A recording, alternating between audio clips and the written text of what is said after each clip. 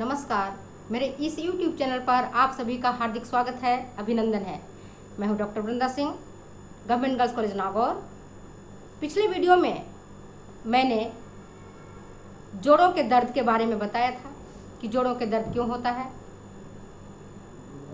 और इस पर हम कैसे काबू पा सकते हैं, इसके क्या कारण रहे हैं, इसके क्या लक्षण हैं और इसका निदान कैसे संभव है। आज के इस वीडियो में मैं बताऊंगी कि अपने डाइट के माध्यम से, आहार के माध्यम से किस प्रकार से गठिया पर कंट्रोल किया जा सकता है। मेरे दोस्तों, जब भी कोई भी परेशानी होती है हम चिकित्सक के पास जाते हैं और दवाइयाँ लेते हैं, और जब तक हम दवाइयाँ लेते हैं तब तक तो वो कंट्रोल रहता है, और जैसे ही दवाइयाँ आप हटाते हैं वापस आपको वैसी स्थिति उत्पन्न हो जाती है। ये आप देखते हैं, आप सब अनुभव करते हैं कि जब तक हम दवाइयाँ लेते हैं हमारे जोड़ों का दर्द कम हो जाता है और दवाई छूटते ही हमारी दर्द वापस शुरू हो जाती है। तो क्यों नहीं ऐसा हम काम करें जिससे कि इस पर नियंत्रण पा सकें, और आहार के माध्यम से हमें चिकित्सक के पास कम से कम जाना चाहिए और कम से कम जाएं। तो इसके लिए मैं आपको बता रही हूँ, पिछले वीडियो में मैंने आपको पोषणात्मक मांगों के बारे में बताई थी कि कितनी कैलोरी चाहिए, कितना हमको कार्बोहाइड्रेट चाहिए, कितना ग्राम हमें दाल चाहिए, कितने ग्राम हमें मांसाहारी भोज्य पदार्थ चाहिए। क्योंकि आप जानते हैं कि जो जोड़ों में दर्द हो रहा है वह प्यूरिन और यूरिक एसिड के माल मैनेजमेंट के कारण हो रहा है। मतलब हमारे शरीर में उसका जो उपापचय होना चाहिए, मेटाबॉलिज्म होना चाहिए, वो ठीक प्रकार से नहीं हो रहा है। उसमें कोई व्यवस्था में गड़बड़ हो गया है। जब व्यवस्था में गड़बड़ हो गया है उसी के कारण सोडियम यूरेट बन रहा है, और वो सोडियम यूरेट हमारे अस्थियों और जोड़ों में पहुंच करके नुकसान पहुंचा रहा है, दर्द पैदा कर रहा है। तो जिसके कारण प्यूरिन बन रहा है, यूरिक एसिड बन रहा है, क्यों नहीं उसी पर हम काबू करें, उसी पर हम कंट्रोल करें। क्योंकि हमें जड़ को पकड़ना है, हमें तने और पत्ते को नहीं पकड़ना है।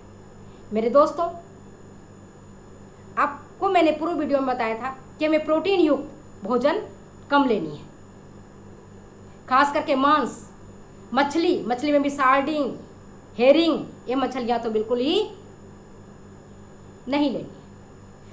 तो हम प्यूरिन की चर्चा यहाँ करते हैं, तो हम ये जानना चाहते हैं कि किस डाइट में प्यूरिन की मांग क्या रहती है, कितना ज़्यादा प्यूरिन बनेगा अगर उस डाइट को हम ज़्यादा लेते हैं। तो मैं सबसे पहले बताती हूँ कि सबसे अधिक प्यूरिन उत्पन्न करने वाला जो भोज्य पदार्थ है, जिससे 300 से 1000 मिलीग्राम तक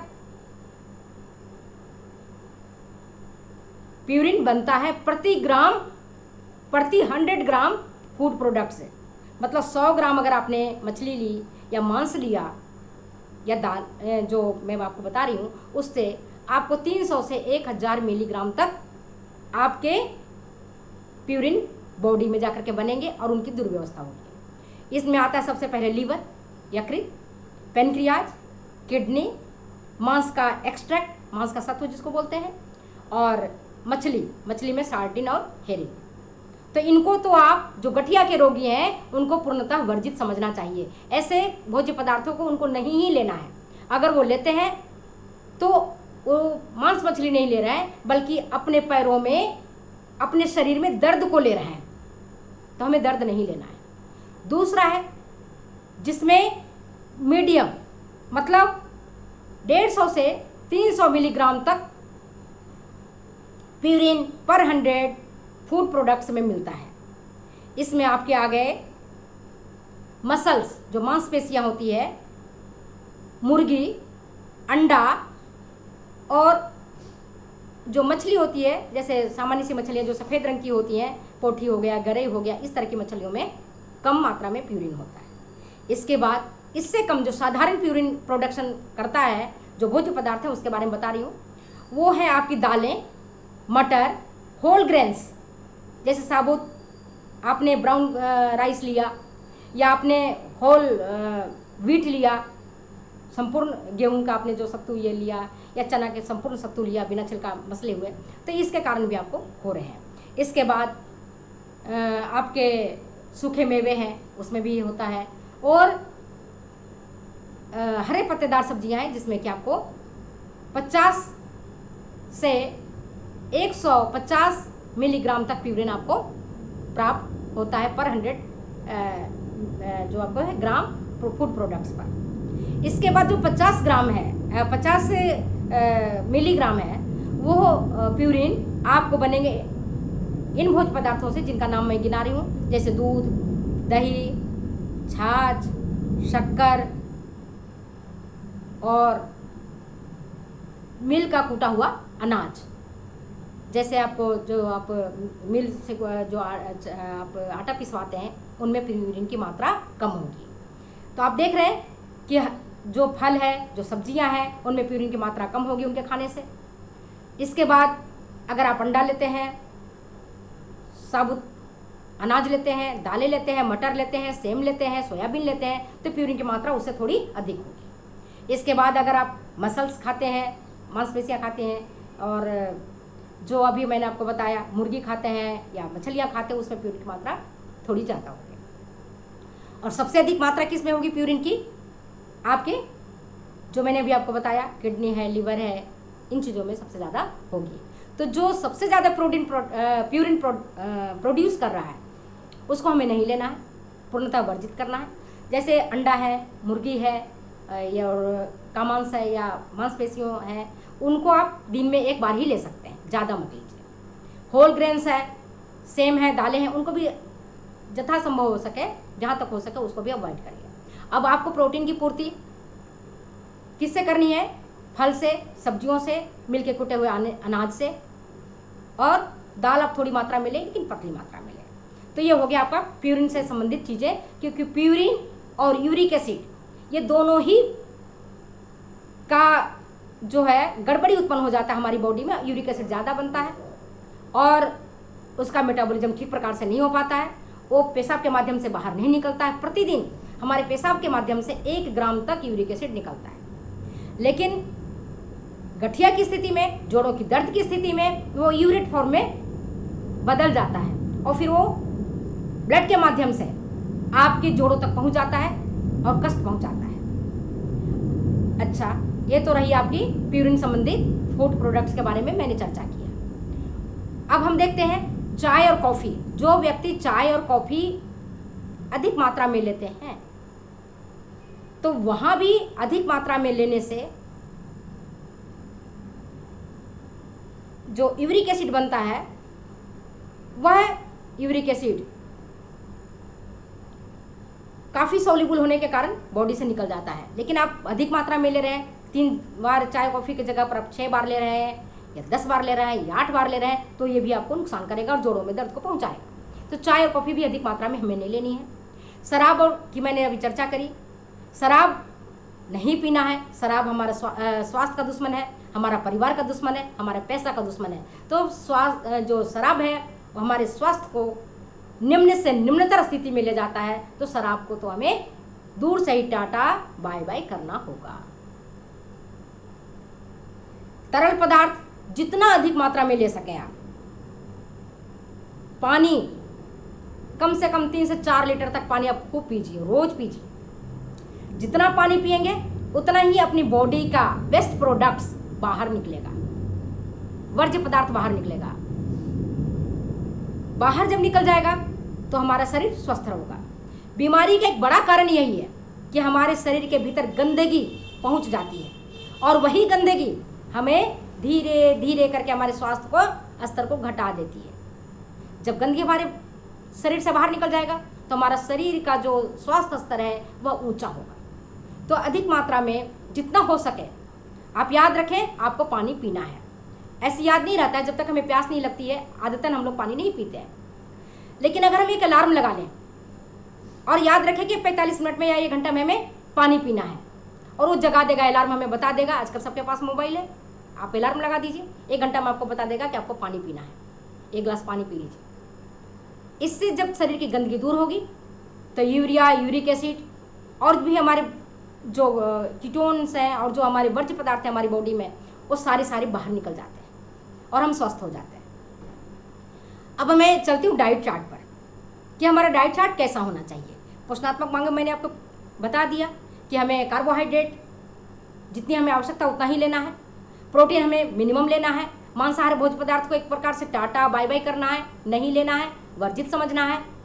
दाल के माध्यम से हमें पूर्ति करनी है तो दाल की मात्रा भी कम होनी चाहिए, 30 से 40 ग्राम से ज़्यादा दाल यूज मत करिए। उन्हें प्रोटीन ही टोटल मिला करके, चाहे आप दूध से लीजिए, दही से लीजिए, छाछ से लीजिए या मिल के कूटे हुए आटे से लीजिए, कैसे भी लीजिए, 30 से 40 ग्राम से ज़्यादा प्रोटीन आपको नहीं लेना है। क्योंकि ज़्यादा प्रोटीन लेंगे ज़्यादा प्यूरिन बनेगा, ज़्यादा यूरिक एसिड बनेगा और उसका बॉडी में हमारा मिसमैनेजमेंट हो रहा है, वो उसका मेटाबॉलिज्म नहीं हो रहा है, वो नुकसान पहुंचा रहा है, तो हमें नहीं लेना है। अब हम देखते हैं 3 बार से चाय या कॉफ़ी जो आप लेते हैं वो नहीं लेना है। 3 बार से अगर आप अधिक लेते हैं तो फिर वो यूरिक एसिड बनाएगा, उसका एक्सक्रीशन नहीं हो पाएगा और फिर बॉडी को डैमेज करेगा, आपके जोड़ों में दर्द को बढ़ा देगा, घटाएगा नहीं।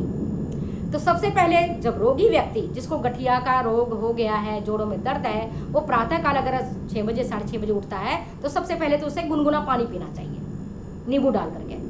स्वास्थ्य का सबसे बढ़िया बेहतर तरीका यही है। अगर आपको डायबिटीज नहीं है, मधुमेह से पीड़ित नहीं है, तो आप गुनगुने पानी में नींबू के साथ शहद भी डाल करके अपनी एनर्जी को गेन कर सकते हैं। अगर आपको डायबिटीज है तो आप शहद को हटा दें, केवल नींबू और गुनगुना पानी लें।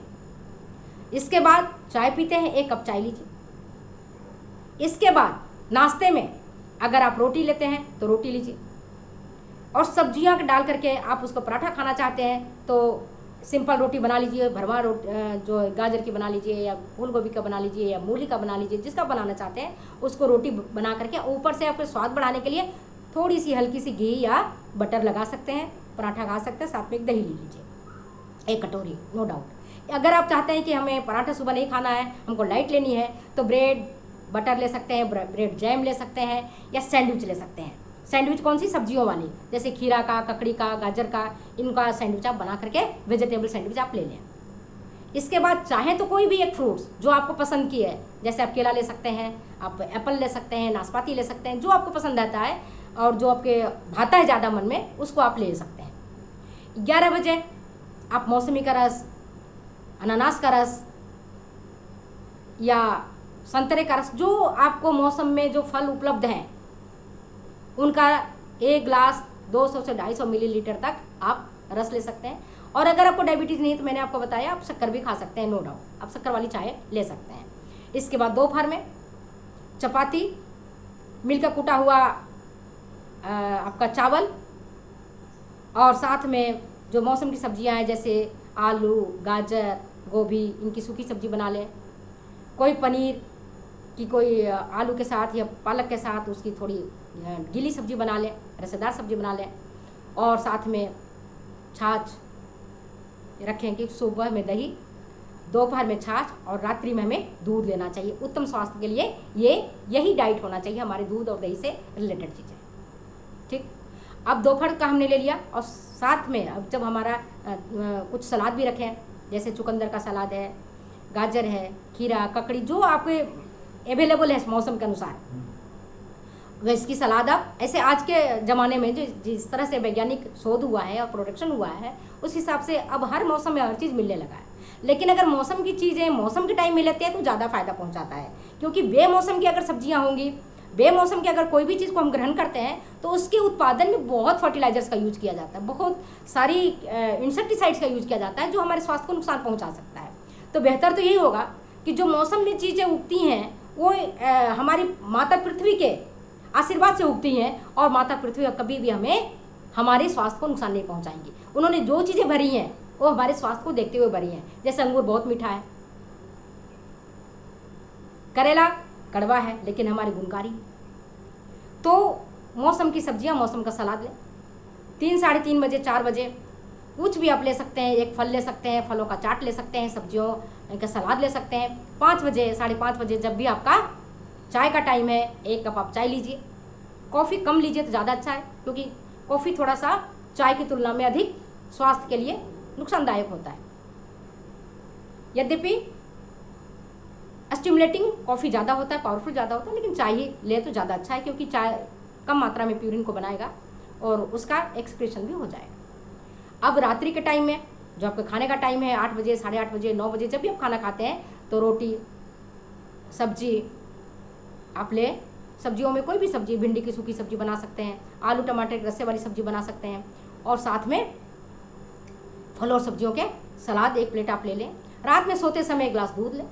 ये हमारा रहा डाइट चार्ट सुबह से शाम तक। अब हम ये देखते हैं कि क्या नहीं खाना है, गठिया के रोगी को क्या नहीं खाना है। तो सबसे पहले जो भी चटपटा भोजन है उसको तो आप करें टाटा बाय बाय, नहीं खाना है।